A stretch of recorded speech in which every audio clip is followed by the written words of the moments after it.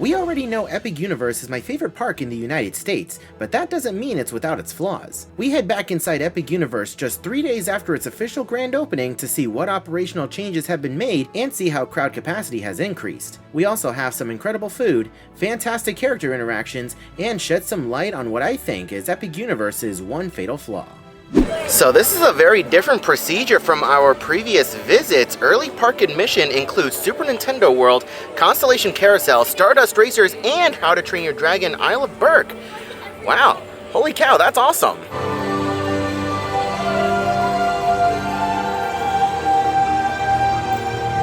Something different compared to opening day is that right outside of Starbucks, they added back the tables and chairs. All of these weren't here on opening day. So the last time we were here at Epic Universe during early park admission, they had a whole separate holding area for everybody on either side of the park. Now it looks like they're segregating people just before the different portals. So you have an early park admission entrance where they check your room keys, and then they have a waiting area for everyone else. So something new that has opened up since the last time we were here is Astronomica. This is the water splash pad here in Celestial Park. And I just want to point something out. Over in the center, it kind of looks like a compass. And if you come out on the edge, you'll see different signage for different areas of the park.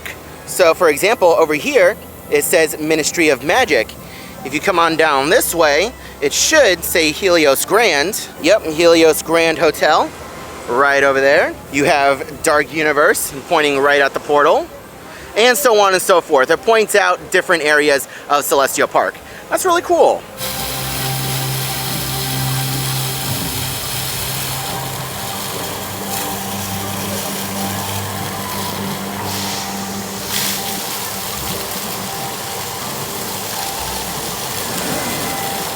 So here's something interesting. The sign at the very front of the park didn't mention that the Wizarding World was going to be open during early park admission, but here it is. There's no signage out front, there's no stanchions or anything. You can just walk in. And the Ministry of Magic ride is already at an hour wait. The park isn't even open yet. So far, I'm not seeing anybody ask for room keys, but they do have an exterior queue set up over here on the outside.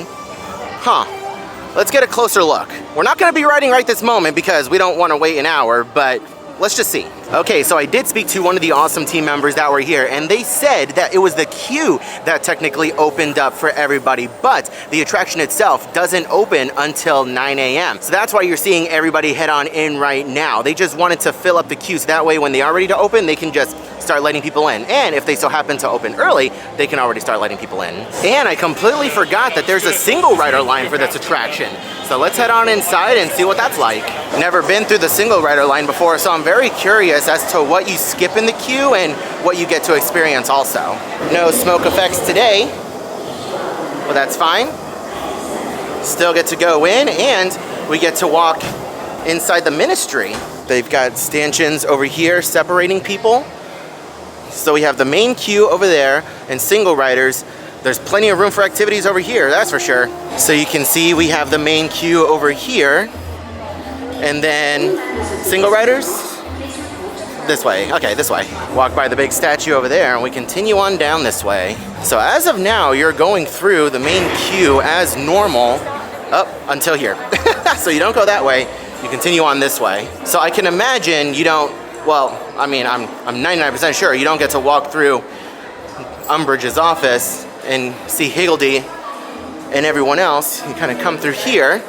Huh, okay. This is another main area of the queue. You continue on this way. Let's see, where are we? Turning the corner this way, still nobody. Love to see it.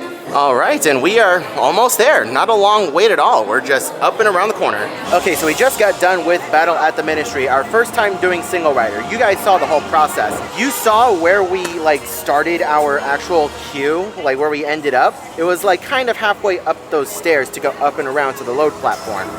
We still waited about, what was it, 50 minutes by the time you got on?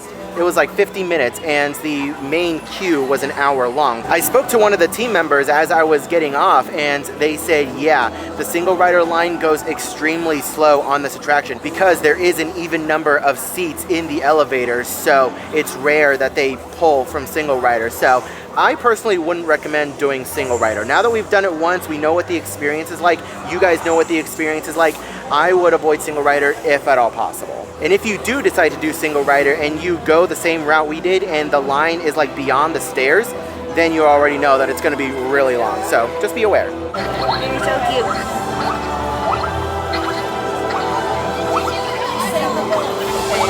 Got a little mustache. Okay, we have made it inside Cafe L'air de la Sirène for breakfast. Babe, how you doing? Hi. Hi. You're tired, aren't you? Yeah. We got a bit of an early start. We have breakfast. What did you order? It's a ham and cheese. What cheese? I don't remember. Baguette. I guess it comes with fruit.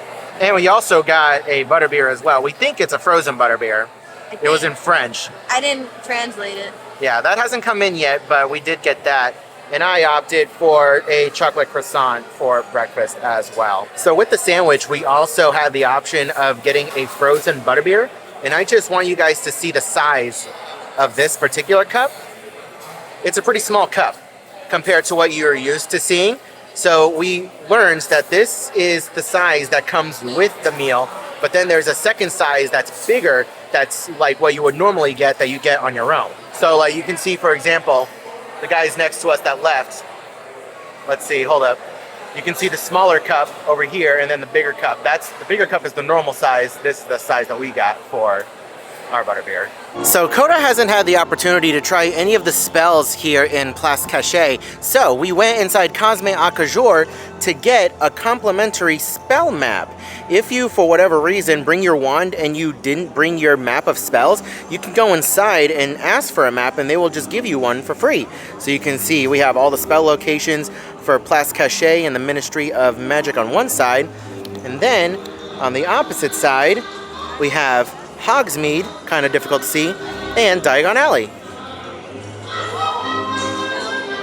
okay, take your time. Maybe it needs to be a bit more exaggerated, or is that what you did before? Ah, there you go.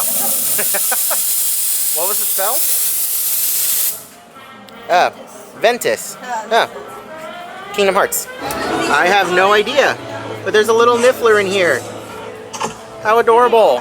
What's your favorite spell around here? Spell is test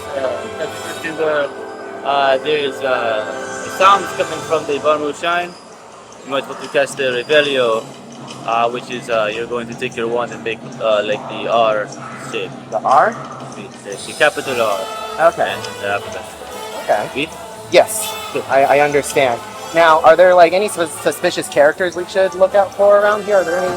Because I heard rumors of dark wizards, but I don't know what they look like or what I'm supposed to look out for. Yes, it is. You're keen to this. How do you know somebody? You don't know how to use your wand, but you know all about these dark night wizards. I have friends. They told me to come here. They said you would enjoy Paris, so I was like, why not? Your friends aren't these dark wizards.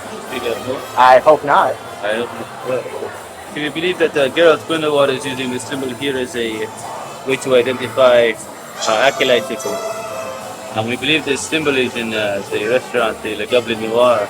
I cannot go in as I am too conspicuous as a Noir, but perhaps if you see the symbol there and report back to me, we could find out more about these dark wizards.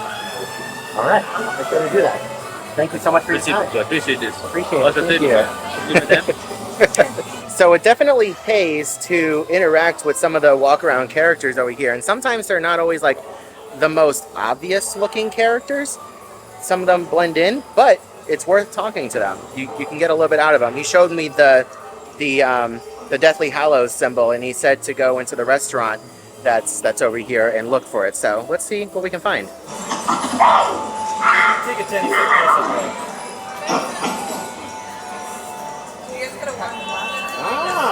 Oh, it's the little guy.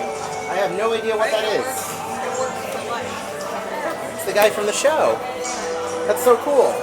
And this is like a hidden one too. It's not labeled or anything. So we learned about this location by talking to the ore that's over there. So again, it pays to talk to people because they will let you know what to do.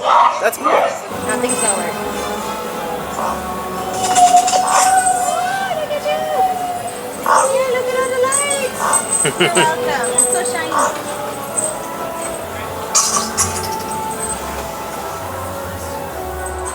Adorable little niffler. I want one. What do you mean you want one? You got one right there. And one on your back. No. No? So you just did Revelio, but what did that do? Oh. Expelliarmus, okay. Ah. Did it. You knocked his wand out. Is it going to give you another one? I don't know what changed. Fire. Incendio. Ah. You lit those up. So that's cool. It just gives you different spells to try. I also forgot to talk about this regarding Ministry of Magic. One of the primary motivators for us getting in line and writing it a little bit earlier is because not only did we have the unfortunate situation with opening day where we waited 3 hours and didn't even write it, but we had heard that the ride movements have changed. So basically, they toned down the ride experience overall to make it a little less intense. So in the middle of the ride, there was a decent dropping sensation. They've definitely toned that down. It's still there, but it's greatly reduced. So in my opinion, the overall ride experience is less intense, and they definitely took a lot of the thrill factor out of this ride. So I'm not the biggest fan of the change, but if it makes it more accessible to more guests, then I guess it's an overall positive change. For me though, I definitely think that the reduced motion and movement definitely knocks it down a peg and moves Monsters Unchained up into my #1 spot. So over in Wizarding London, over in Hogsmeade and Diagon Alley, they have a candy store called, what's the candy store called? I forget. Honeydukes. Okay, I'm gonna try that again. So over in Wizarding London, over in Hogsmeade and Diagon Alley, they have a candy store called Honeydukes. Over here in Wizarding Paris, they have a candy store called K-Ramel's. Let's head on inside and check it out. So over here in K-Ramel's, you can find a lot of the same sweets that you can find over in Diagon Alley and in Hogsmeade at Honeydukes. You can see we have chocolate frogs over here. We have butterbeer chocolate and other butterbeer candy. We even have some butterbeer pins. We have some cotton candy items over here. Take a look at the little Ferris wheel over here. That's cool. What are these, like taffies? No, these are fruit flavored gummies. We of course have chocolate frog legs. We have love potions. We have other different kinds of chocolates. Enchanté triggered. We have chocolate nifflers. And then we have Birdie Bott's every flavor beans. Eat at your own risk, of course. We're already married though. You don't have to make me fall in love with you. I already love you. What's that face for?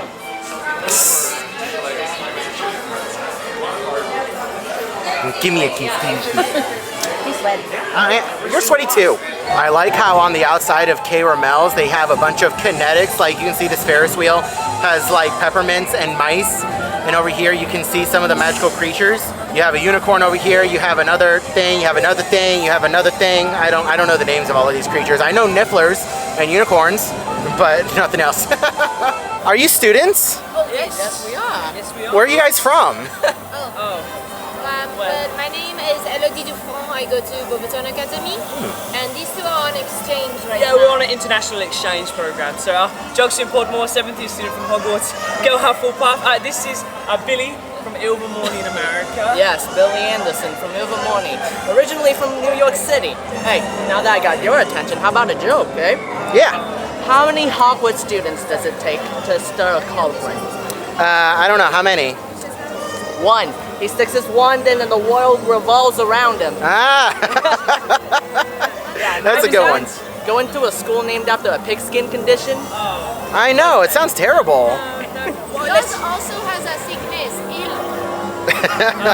Yeah, she's got you on that one. Hey, at least we're not locked up in mountain. In Scotland. Enough of these jokes. We're here on a class project looking to identify magical creatures. Ah. That's our Cave Magical Creatures class. Have you seen any in the area? Magical creatures? We saw a couple of nifflers around. Yeah, we saw a couple of niffler. Where did you see a niffler? There's a niffler down there, that's an adult Niffler, and then there's Go take a look. Yeah. Let's go. So, is this your first time in Paris? It is. It is my first time in My Paris. first time too. I don't really know how to read all this well. We have Elodie here, and she's been kind of touring us around. It's a As the beautiful French city. say, no, I don't speak French. Anything an adult? No, a Niffler. Yes. Can you show us the Niffler? Yes. Yeah, I think he's in the window right now. I know that they like shiny things. They do have a predilection for anything glittery. Yes. So have you heard of Newt Scamander? I have heard of Newt Scamander. Fantastic Beasts and Where to Find Them. I haven't read his book yet. He's a terrific magizoologist, but also a terrific author. He speaks lots about Nifflers. Would you like to learn more? Yeah, sure. Yes. So Nifflers. They're a British beast. They seem gentle and affectionate, but they can be destructive to belongings. Never keep them in a house. Well, I do like the sound of that. Fluffy, black, long-snouted. They're often kept by goblins who burrow deep into the earth for treasure. Ah, okay. Nifflers do not have fangs. Nifflers actually have a pouch that can be filled endlessly with shiny things. So how do we keep them from like doing nefarious things? It seems like they steal all the time. And a mobulus charm, something like that. But If you use a Titelandus charm, yes. you can tickle the stuff that they stole from you out of them. Yes. Ah, okay. So there is a way to get it back. It's not like it's gone forever. Honestly, I would like to have a Niffler because then it would not only be a friend, it would also be like a mobile jewelry box. If I ever lost any of my jewels, it know where it is. There you go. Well, do you have a favorite magical creature? Do I have a favorite magical creature? I can't say I do. I mean, I guess the Niffler is my favorite because they're very cute, especially the babies. Oh, yes. The babies are They have adorable. different colours on them, yes. Yeah. All black, some of them are like brown or grey. Quite adorable creatures, my goodness. I would say, what's your name? Adrian, Adrian, nice to meet you. I'm Jogson. Nice to and meet Elodie you. and, Billy. It was a nice to pleasure meet you. take Thank you care. so much, guys. Enjoy your studies. I know things are very difficult to see with all the glare, but these are dirigible plums in this window. That's really cool. If you're a fan of the Harry Potter series and you know what things are, then you're definitely gonna have a lot of fun in this land. There's so much to see and do. So this is gonna be our last visit to Epic Universe for a while. Our next visit isn't until a month from now, so we can do a 1 month update on the park. And we did hear that a modified seat, like a legitimate modified restraint, is coming to Stardust Racers. That's going to make it even more accessible than, I mean, it's kind of accessible, except not really. This is like the strictest restraint in the whole park. But anyways, there is a legit modified seat coming, and I asked the team member about it, and he said that it's coming within the next couple of weeks. So hopefully, by the time we're here next time, we will have the modified seat and I'll be able to do an update for you guys. And speaking of modified seats, we do know that we have some modified seats over in How to Train Your Dragon Isle of Berk. We'll make sure to check those out a little bit later.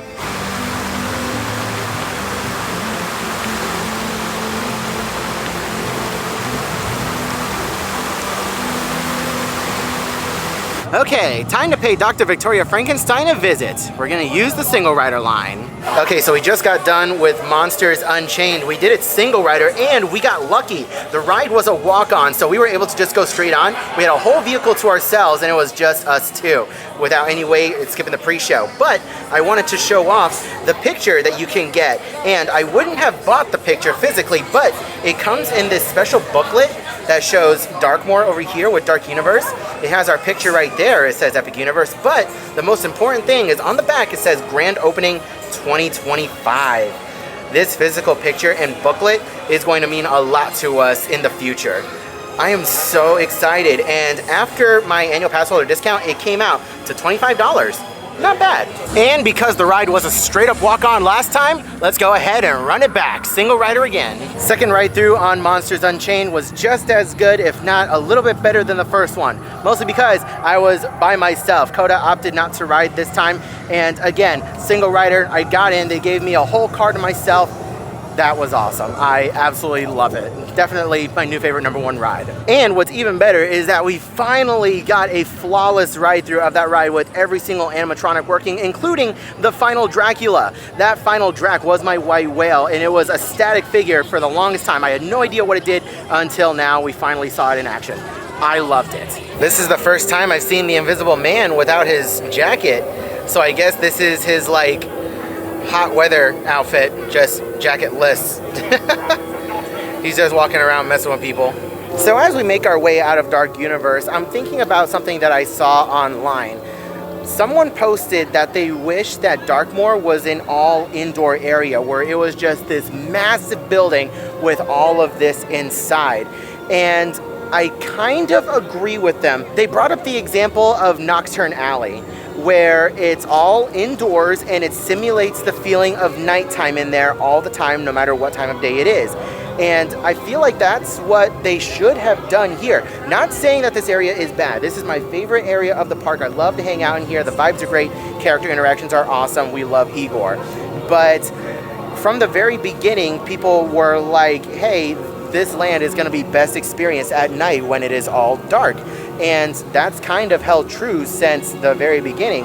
And I feel like if they had went through the effort of making this big, massive indoor building and putting all of this inside over there, then it really would have made this land an all-day thing where you could have hung out in here at all hours of the day and really gotten the vibes. Sure, they wouldn't have been able to really pull off the windmill flames, but I mean, they might have been able to do that. I don't really know, but still, it's something to think about, and I really wish that they would have went that route with this land, but that's not to say that this land isn't bad. It is still fantastic, still my favorite land. It's all around great, just a valid criticism or like critique that I thought was worth bringing up over here. What do you guys think? And by the way, guys, if you're here in Darkmoor and you hear the bell tolling, you have about 30 seconds from the last toll to make your way across the land over to the windmill before it catches fire. This bell tolling is kind of your warning that the windmill is going to catch fire. Something I never noticed before as we make our way out of Dark Universe is this little photo op over here. They have a picture stand where you stand here to take your photo. You push the button and it kind of links to your Universal Photos account. And then when you go and look at it, it looks like this. Also, another one of my favorite little details about this land is you can see how it's kind of dark and dingy over here. And you have this booth right here. You can see, like, again, dark, dingy, moldy, gross, all on this one side. This is the official exit to the land. And again, all dark and dingy on one side. You can see it's gross over here, but then you come on over into Celestial Park and everything looks clean and proper.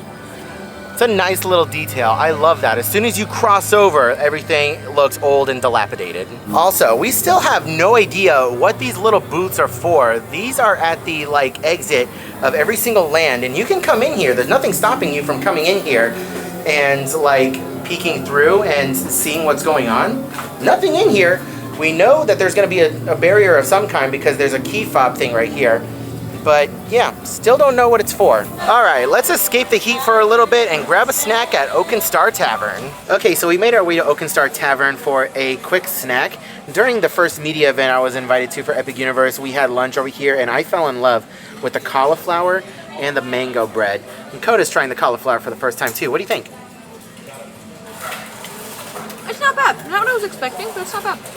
I've recently fallen in love with cauliflower since Coda and I moved in together. I ask for it often, and and this cauliflower is really solid. I like it. Everything here is solid, but we're not having proper dinner here. That's going to be a little bit later in How to Train Your Dragon. This is just to hold us over. All right, gold power-up band is on. You guys know what time it is. You found the Pikmin.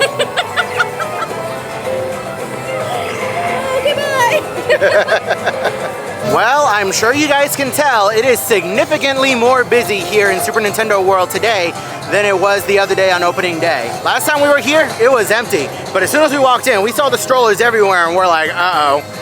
We know it's busy. It's also about to rain. I'm starting to get a couple drops on my head. But Coda and I, what we're trying to do is collect a bunch more stickers, and we need to get one more key in order to fight Bowser Jr.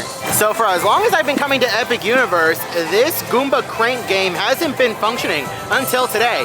So that's awesome. Now we get the opportunity to play. Unfortunately, it is starting to rain, and the rain is pretty chunky. It is some thick droplets. So, I don't know about you, I'm gonna go stand inside. You have fun with your umbrella. Yeah, you go get your sticker and I'll get it later.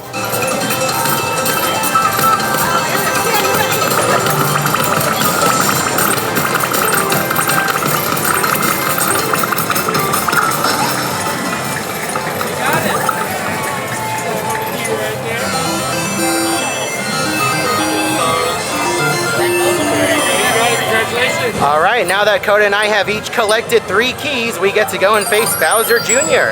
Let's head on inside, but first you gotta pass the checkpoint. This way. Right this way. There you go. Park Express did it. My turn. All right, we're in. He's just baby, but he needs to go. He needs to go. He does. All right, we're in. For the first time here in Orlando, we're doing Bowser Jr. When bob-ombs are tossed at you, use your arms to swat them away. Got it? Swat bob-ombs away. When bullet bills fly toward you, duck to dodge them. Don't forget, duck to dodge bullet bills. Jump to hit a question block and get a power-up. When you get a fire flower, swing your arms to throw fireballs. Yes, swing your arms to throw fireballs. So unfortunately, we weren't actually able to film the Bowser Jr. boss battle, which is really weird because in Hollywood, they let you film it, no problem. But over here, you can't. So you guys can go back to one of my Hollywood Super Nintendo World videos to see what the boss battle looks like. Since we're on a quest to collect a bunch of coins and stickers throughout the land with our power-up bands, we do need to ride Yoshi's Adventure in order to collect another sticker. So it's only a 15-minute wait. Let's go ahead and hop on. Something to also remember is that throughout each queue, there will be things for you to collect as well.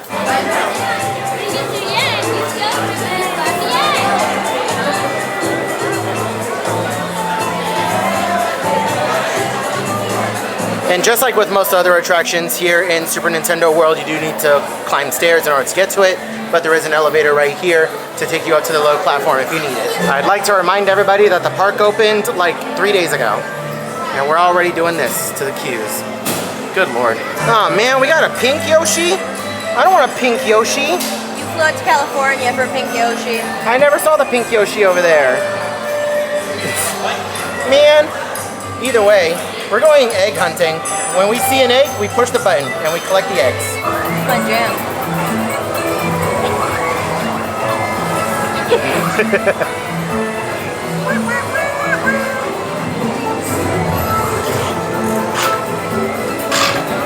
Does it bother you that the Yoshis aren't in a pattern? So we got 2 greens behind us.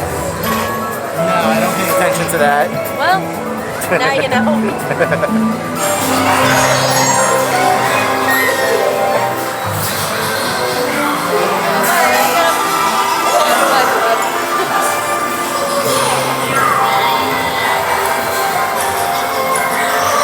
What was that? So in case you guys were wondering if Universal upped capacity or if there was just more tickets sold for today compared to opening day, the answer is yes on both fronts, because there is a lot more people here in the park. The wait times are not anywhere close to walk-ons, at least not for what was it, Monsters Unchained. That was a walk-on, but still, like, a lot of the other attractions are at least 15, 20, 30 minutes. Some are even like 45, 50 minutes for some of the more popular attractions. Granted, it's not 3+ hours for Ministry. It is not 3+ hours. We just looked and it was 90 minutes, so that's not bad, but still, like, capacity is slowly increasing for Epic Universe. So now as time progresses, you're gonna start to see more and more what you can expect when you come here on a future visit. All right, ladies and gentlemen, final portal of the day is gonna be How to Train Your Dragon, Isle of Berk. Let's head on inside and check out these 2 attractions with supposedly modified seats. Excuse me, I heard that there was a modified seat for this attraction. Yes, there is. So if you go up and you ask for Tower B, Gondola 4. Tower B, Gondola 4. Thank you so much. Of course. I'm excited to try it. Tower B, Gondola 4. Tower B, Gondola 4. Blue flowers, red thorns. The sky just opened up and the rides are still going. The coasters are going. This is going. That other tower is going. These guys are getting it. Oh no. Some of them are laughing. Yeah, some of them are having a good time. Others, not so much. They are trapped.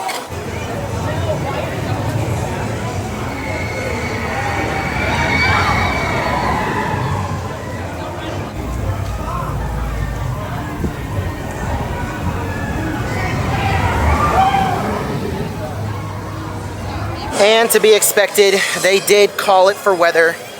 The ride is now closed. Lightning within 5 miles, which means at bare minimum 30 minutes. All right, let's make up for our sadness and disappointment by filling our bellies with food. Let's have some dinner at the meat hall. So I suppose I should take this opportunity to show you guys how to mobile order food on the app, since the majority of food here at Epic Universe needs to be mobile ordered. So we're gonna come over here to order food and drinks. Let's say meat hall. So here are the different food options. You have your different salads, salmons, meatballs, some more salmon, some turkey wings, sausage links. You got platters, you got burgers, different sandwiches. You have your sides, you have your kids options, specialty beverages. You got different beers, wines, and desserts. So from here, you can go ahead and pick what you want. Let me go ahead and pick what I want. Let's see. I'm gonna go ahead and get the sausage links. And you can see you can add more if you want.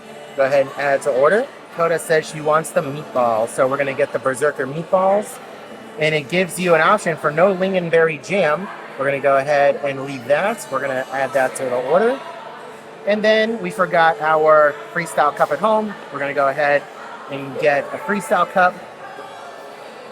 And just for funsies, we're going to get the desserts. Gonna do that. We're gonna review details, and then over here is where you can add your annual pass holder discount. So this is gonna pull up a camera, and you can scan your annual pass for a discount. So once you have your discount applied, you can go ahead and hit next. And then it brings you up to the page where you pay. You have to preload your card onto the Universal Studios app, so that way it knows what to charge. You can see my card right up there. You have to agree and then place order. And then once that's done, you're going to hit I'm here, prepare my food, I'm here, and then you're gonna enter your table number. So on each table, you have a QR code. It says table 115. We're gonna go ahead and hit table number, and it'll pull up a camera where you can just scan the QR code, and it'll pull it up. You see 115, and we hit submit, and there you go. You are all done. All right, dinner is served. I got the sausage links with potatoes and carrots. For dessert, we have the catch of the day, which I will describe in just a little bit, and Coda opted for the Swedish meatballs. So clearly I didn't read the description of this thing, and I thought it was like cake. So I took my spoon and I pressed into it, and it kind of just snapped and shattered. And Coda looked at me and she said, Killed it. I did kill it. I honestly felt kind of bad, but it's actually chocolate mousse on the inside, and it's really tasty. The description is literally cereal crumble chocolate mousse fish. Oh, yeah, see, I didn't read the description At all. I just knew it was dessert and I wanted to try it. So we're chilling here in the meat hall. We just got done with dinner and we're in a little bit of a predicament right now. It's storming outside, so there's rain, thunder, lightning, you name it, we have it. And this brings up one of the main problems that I have with Epic Universe as it stands right now. It can always improve in the future. Is that this park is not necessarily friendly to weather delays, if that makes any sense. So if there's weather in the area like lightning, a good chunk of the park is going to go down for weather, and there's not too much to do. So for example, we're in Burke right now. Hiccup Swing Gliders, weather delay. Dragon Racers Rally, weather delay. Fire Drill, weather delay. All 3 rides here in Isle of Burke are out of commission, so basically this land is useless during a weather delay unless you're going to see the untrainable dragon. We move across the way to Dark Universe. Curse of the Werewolf is in a weather delay. Thankfully, Monsters Unchained is indoors, so that's only a 15-minute wait, so that's fine. But that is still half of Dark Universe that is in a weather delay. And then we move over to Super Nintendo World, where we have Yoshi's Adventure in a weather delay. And then we have Donkey Kong Minecart Madness in a weather delay. So that's over half of Super Nintendo World that's in a weather delay. So you see what I mean? Like, there are a lot of outdoor attractions here. And as much as I love outdoor attractions and kinetics and being able to see the attraction, I definitely feel like Universal may have shot themselves in the foot with how many outdoor attractions they have. But with the future expansions, they can always improve upon that and add more indoor attractions. So, for example, you have Constellation Carousel. That's over in Celestial Park. That is an indoor ride that is at a 25-minute wait right now. You, of course, have Battle at the Ministry. Battle at the Ministry is a 100-minute wait right now. And then you have Mario Kart Bowser's Challenge, which is sitting at a 70-minute wait.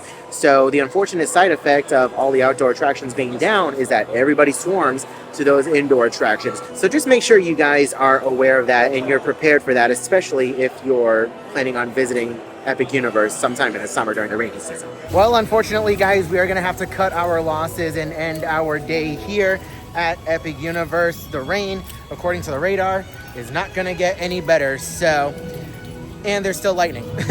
So we do have places to be. We do have to drive down to Fort Lauderdale tonight for a big event tomorrow, which you guys will find out what a little bit later. However, you guys should already know if we're driving down to Fort Lauderdale, it's going to be for one thing, and you guys should be pretty excited. But let's go ahead and start making our way to the front of the park.